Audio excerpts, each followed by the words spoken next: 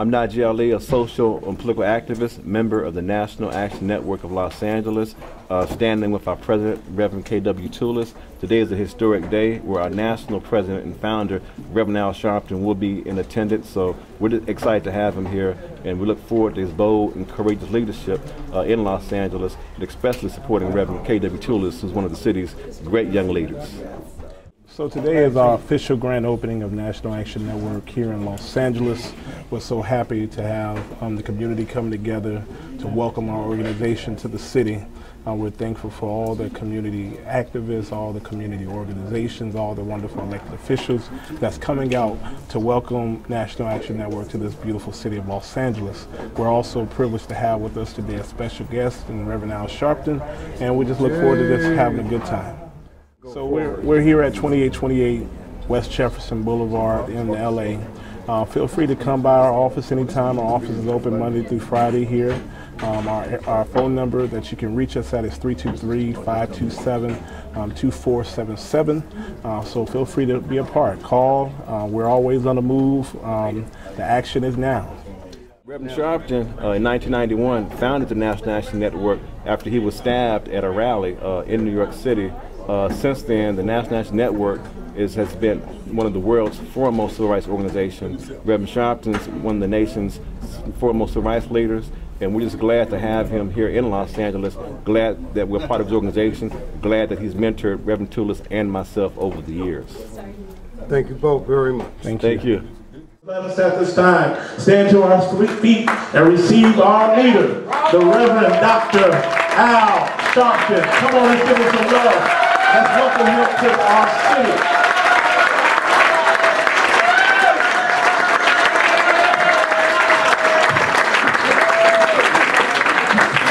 Thank you.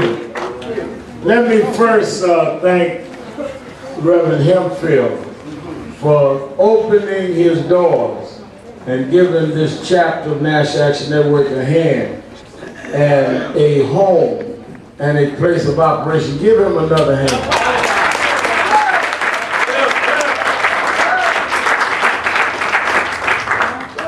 Many years ago, over 2 decades ago, when I first started coming to Los Angeles for activism, there was not a lot of folk that welcomed us here. You know, a lot of folk that like you now is now. Don't ever get caught up in new love. Remember those that loved you when nobody else loved you. You can always tell a mother has a baby, and she loves the baby even when the baby's diapers are soiled. Everybody else wants to hold the baby when it smells good and clean. So a lot of folk that cuddle me now didn't cuddle me then. But the person that always cuddled me, even if my diapers wasn't clean, is a man unlike any I've ever met. And that's our own Dr. Pastor Cecil Murray.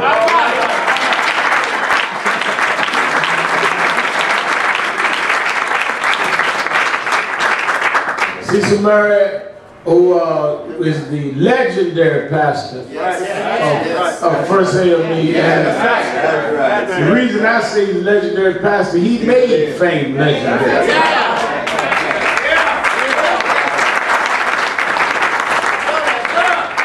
And I'm so happy anytime I'm in his presence because he's always been the same and always encouraged. You know, you meet a lot of people who are giants, who the only thing that makes them giants is that they smash everybody around them to make themselves look taller.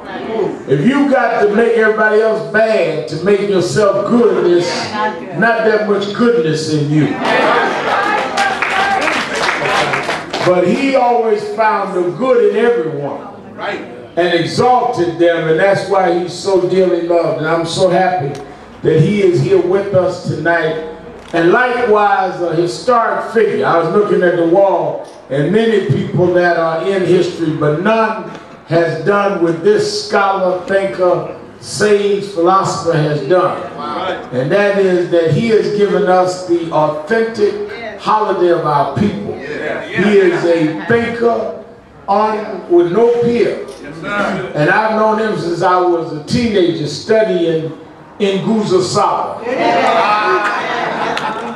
I remember when I was a youth director, Operation Breadbasket, 13, and they would tell us that we had to deal with people in the other realms. There's always been different lanes in our community. You know, it's a lie that they tell that we just had one leader in the 60s. We always had different leaders in every era. We had in the 60s Dr. King, Malcolm X, Adam Clayton Powell, Thurgood Marshall, Roy Wilkins, all at the same time. And when we would have to study those that were trying to teach us our culture and our nationalism, I come out of Church of God in Christ, and they told us we had to read Nguza Saba. I thought we were speaking in tongues.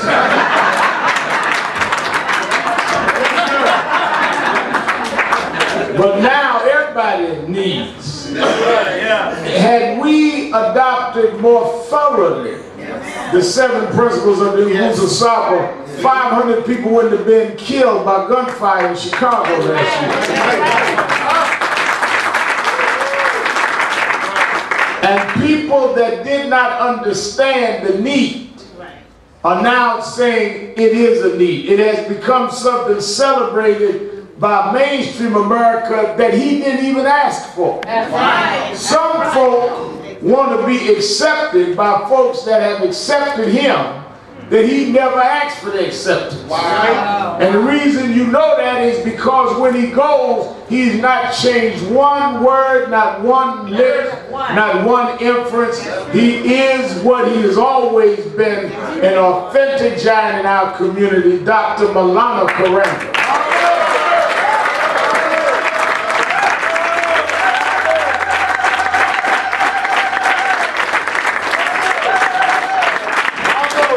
And all that have been announced and introduced, certainly on a personal side, I was so happy when I walked in. My nephews here, this is James Brown's grandson.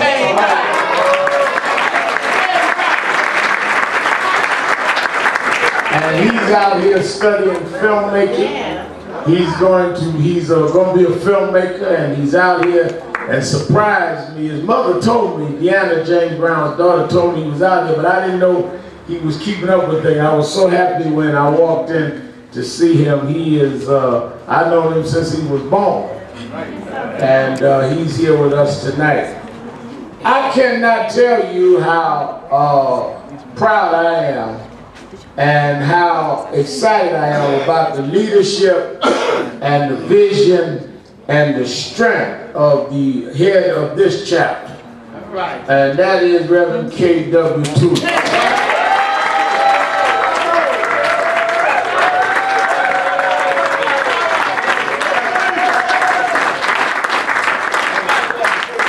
Going back many years, I started working with Najee Ali. And Najee Ali is one of the hardest working, most sincere grassroots activists I've known. And you know, as he developed and fight, warriors are not diplomats. The reason why he and I always understood each other is because both of us were warriors. You get diplomats to come after the war. You don't get diplomats to fight the war. So when people get upset with him or me, that's what we do. You need folk that'll get other folk upset. So you nice Negroes can come in and get everything worked out. But if nobody got anybody upset, nobody would invite you nice Negroes in the first place. Ain't nothing for you to calm down unless somebody get everybody up. I mean legally, officers. I'm not going over the line here. But Najee and I have been back to back and shoulder to shoulder a long time. And when he told me about this young brother, what impressed me is he had a hunger and a drive to serve. And there was nothing that we would not engage in. He was not there first and stayed last. And whether it was marching to stand up against violence or marching on a case of brutality, it didn't matter. So as the organization grew, Dr. Karanga and people in our community accepted, he came in level-headed. I've seen him at the top places in Beverly Hills. He handled the whole thing for us with Michael Jackson's funeral, just like he handled a rally in Compton. And that's the kind of balance and the kind of perceptive leadership that we need. And I'm very proud of him and expect even greater things for him. And as he puts his flag here, I wanted to be here for the opening because I'm very proud of my young brother, KW2.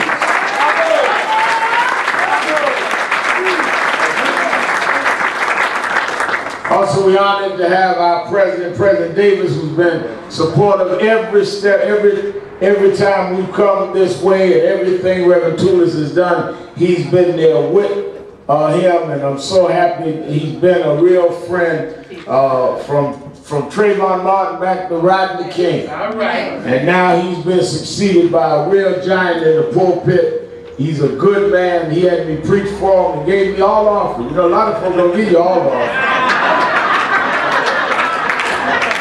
And we are going to look for greater things even from him, Reverend Thompson. Give him another hand. I'm accompanied by our National Field Director, Attorney Lamont Bland. Bravo! Let me say this. There is three little points I want to make. There's a misperception that because we now have a black president, that the struggle is over. No one worked harder, fought harder than we have to make Barack Obama president. But we understood that was part of a process. That was not the end of the road. So important. Freedom is a process, not an event. A lot of us act like you have one event and everything's over with. I remember 1994, Dr. Y.T. Walker, who chaired our board of National Action Network, who was Martin Luther King's executive director, he took a delegation of us to South Africa for the election. And I remember in South Africa, they don't put names on the ballot. You vote for the party.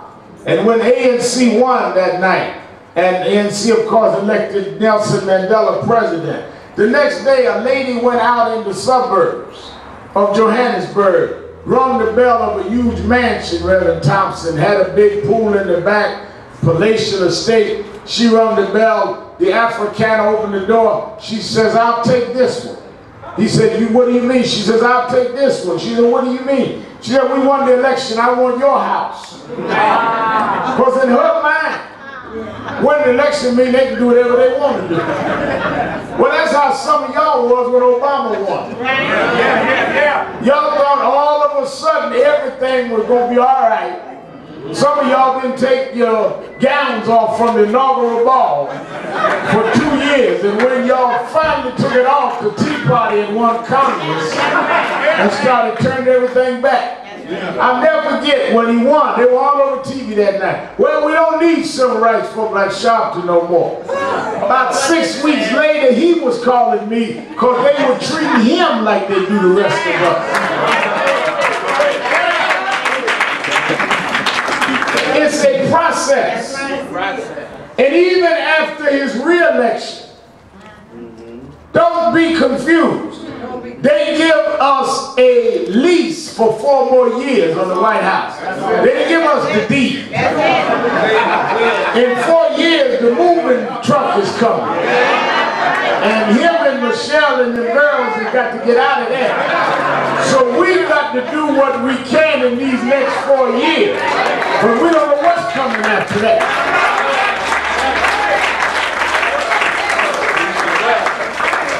Today, unemployed. Unemployment number is 7.9%, blacks is 13%. With a black president, today we still have the highest incarceration rate. Today we still do not have the businesses that are owned and operated in our own communities. Today we still have challenges.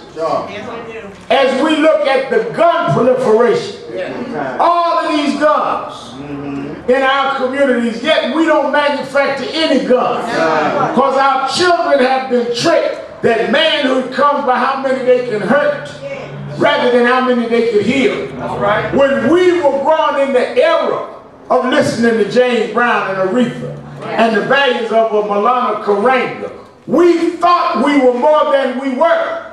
Today, by listening to this nonsense, we think that we are less than we are. Our young women grew up as queens. Now they're being called openly hoes and beings. And will fight you if you tell them don't use the language. Can you imagine that the drive of young people today is the right to call themselves the nigger? You can't get him all his mad about nothing but telling them quit using the N-word. They get mad about that. They mad about police brutality.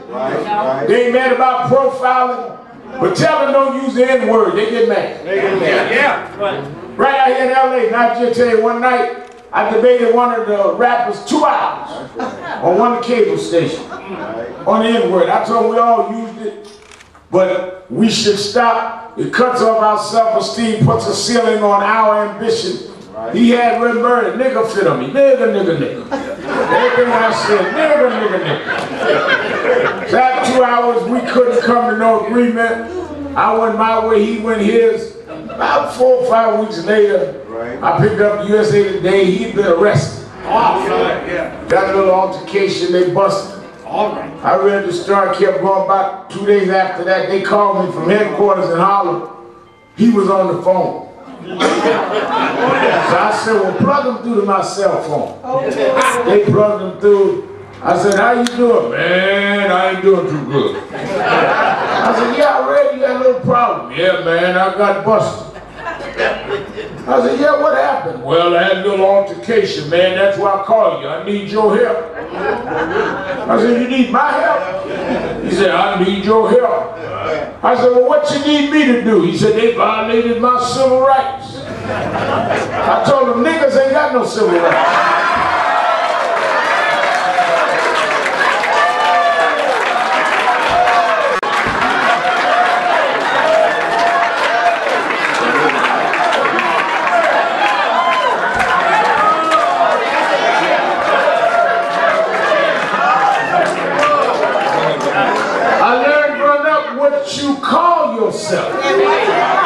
Is how you will be treated and responded to. How you define yourself is how you confine yourself. We must change the definition. And Hollywood and Beverly Hills and out here has helped define or misdefine our people. And that's why we need to come together and challenge those that make billions of dollars off of the distortion of the mentality and values and spirit of our community. And you right here, where we need to put the pressure on. Well, now we can't do nothing. Yes, we can. They held one press conference and ran them Django dolls out of the store.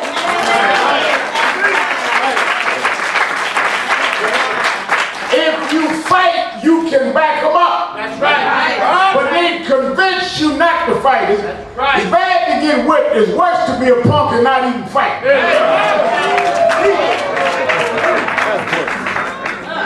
Now, I'm not going to say you're going to win every fight. I tell folks all the time, I'll fight wherever I think is right. And I told a guy not long ago, I said, I'm going to tell you something. If we get into this battle, it's going to be a battle. I'm not arrogant enough to tell you that I'm going to win every time. But they're going to have to wake you up in the dressing room to tell you you won. It ain't going to be no knockout. You're going to know you've been in a fight. And we need to get to fighting again for our interests, for our community, for our children. We have stopped fighting. The other thing is that we've got to stop this division. This lie that the fight is that we got to fight the Latinos. And they got to fight us, this black and brown division. Let me tell you something. We were all the victims of an illicit trade, slave trade of wickedness. Those of us that study the Bible, wickedness in high places. Don't act like any of our forefathers made a reservation to come over here. And some ships went south and some went north. And you should have been arguing like you decided which way the ship went to make you a slave. Some ended up in the Caribbean, some ended up in Puerto Rico, some in Mexico, some in the South. We cannot allow them to play us against each other. If we're together, we can solve each other's problems. If we're separate, we only help our mutual adversary. This crab in a barrel mentality. How do you stop crabs from crawling over each other? Is you don't stop with the biggest crab. If the crabs had enough sense to form a crab coalition and tear the lid off the barrel, there'd be enough room for all the crabs. The problem is that they're containing all of us, saying you're not like them. You're African American. They just come across the border. Then tell them you're not like them. They're dumb Negro. And y'all going for it. All right. We need to stand together and take over all that is in our way that is unfair and unjust. That's right. With principle coalition, not co-option, but coalition. And what Reverend Tulis and some of the Latino leaders and Najee and others are doing is important, and is what Cecil Murray has been doing for years. We must have principle coalition. That's right. People call my radio show, well, I'm not going to work with nobody, but who's going to help me? Well, if that's the case, it ain't nobody going to work for us. Every black caucus member cannot win without Latino votes. That's just the fact. And Latinos can't win without us. Obama wouldn't be sitting in the White House if there were not people of all backgrounds that stood together. Now, if you are not insecure, you can work with folk that's different than you and make them respect you as you and you respect them as them. Insecure people got to stay by themselves. You mean men that's so insecure they want to lock their wife up at home. If she that bad you got to lock up, you might as well let her go. If I can't trust you to go out to the store, then I must know you ain't much anyway.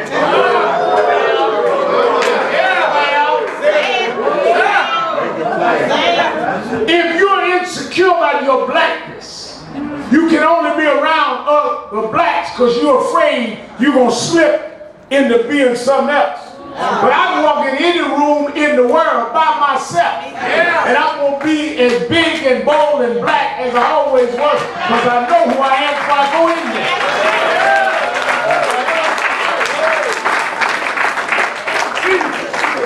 there. So my second point is we must engage in these principle coalitions and do it on mutual respect. That's the key. Lastly, we must return to values. Why have a National Action Network work with us? We must have the values and the faith that brought us this far. And that is why I'm here. That is why we're happy at this opening. Let me close by this, Reverend Hempfield. I was at the inauguration of the president 2.5 weeks ago. And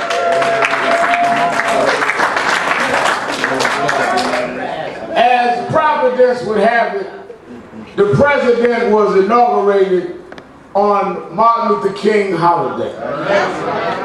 And he invited 3 of us, head of the Urban League, head of the NAACP, and me to sit on the actual platform behind the curtains for the ceremony, next to Martin Luther King III. And I sat there and I thought about how it was a day of unlikely things. The holiday was unlikely. I remember when they swore they would never give a holiday to Martin Luther King. Ronald Reagan and others called him a communist. That's right. That's right. And Ronald Reagan ended up having to sign the bill to make it a federal holiday. I believe in the rightness of our cause because I've seen too many victories to allow defeats to get me down. That's right. I told Martin III, I said, Martin, your father won. I said, now that may sound strange to say he won. Never saw his 40th birthday. Left a beautiful widow and 4 children. Never saw who they married. Never saw if they went to college. Laid down on a cold balcony in Memphis, Tennessee and died. But the reason I say won, I said, Martin, do you remember your mother used to show us them pictures of them dragging Dr. King up the steps at the courthouse in Montgomery, Alabama, handcuffed? He said, yes, I remember. I said, do you realize the second Monday in January every year, that courthouse is closed?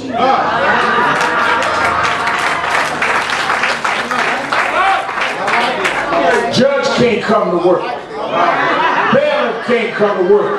Clerk got to stay home. Who would have ever thought in the Deep South, every federal building has to close for a black preacher that never was elected to office? The whole federal government closed down. As I sat there and watched as they prepared to inaugurate the president, the day before in the private service, he was inaugurated with his hand on Lincoln's Bible. In the public service, he had his hand on Dr. King's Bible. Somebody said to me, Molly, well, this is beautiful. Dr. King's Bible and Lincoln's Bible, first black president. I said, yeah, but don't get confused. They both the same Bible. They both got the same thing in them. Same amount of books, same amount of chapters. But they took much different roads to get here. Lincoln's Bible was on the mantelpiece in the White House. Heads of states went to see Lincoln's Bible. Dr. King's Bible didn't come that way. Dr. King's Bible had been through the backwoods of Mississippi. Dr. King's Bible had been through the poor areas of Georgia. Dr. King's Bible had been checked in the jailhouse in Birmingham. If you look close to Dr. King's Bible, they got his cell number on the Bible. And they checked the Bible in the property when he was put in jail for fighting for voting rights. But the bailiff never mentioned that Bible would be held